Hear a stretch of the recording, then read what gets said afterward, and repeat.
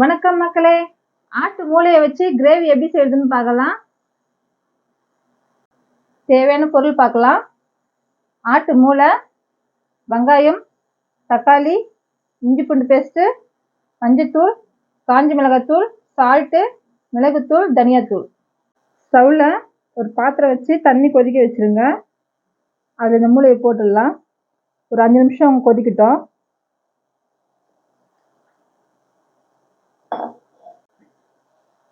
அரை ஸ்பூன் மஞ்சத்தூள் போட்டுக்கலாம்.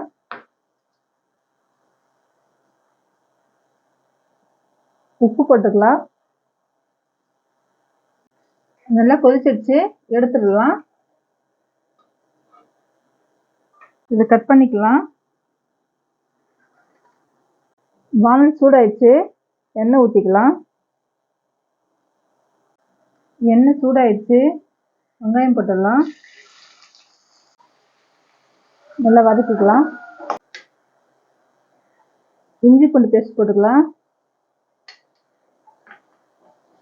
நான் 3 மூளை எடுத்து வச்சுருக்கேன்.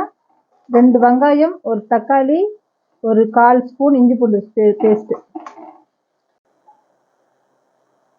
தக்காளி போட்டுடலாம். வதங்கிறதுக்கு உப்பு போட்டுடலாம்.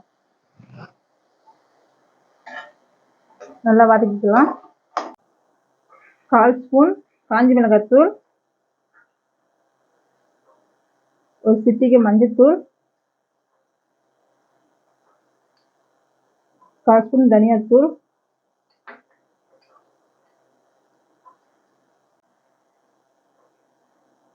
கொஞ்சமாக தண்ணி ஊற்றிக்கலாம்.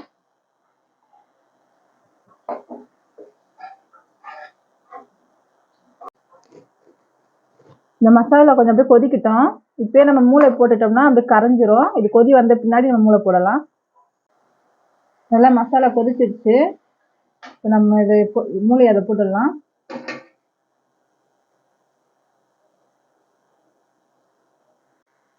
அப்படியே ஒரு பரட்டுவோம். ரொம்ப பரட்டினீங்கன்னா கரைஞ்சிடும். பொறுமையாக பண்ணுங்க. பெப்பர் நல்லா ஒரு ஸ்பூன் போடுங்க. பெப்பர் தான் இதுக்கு காரம்.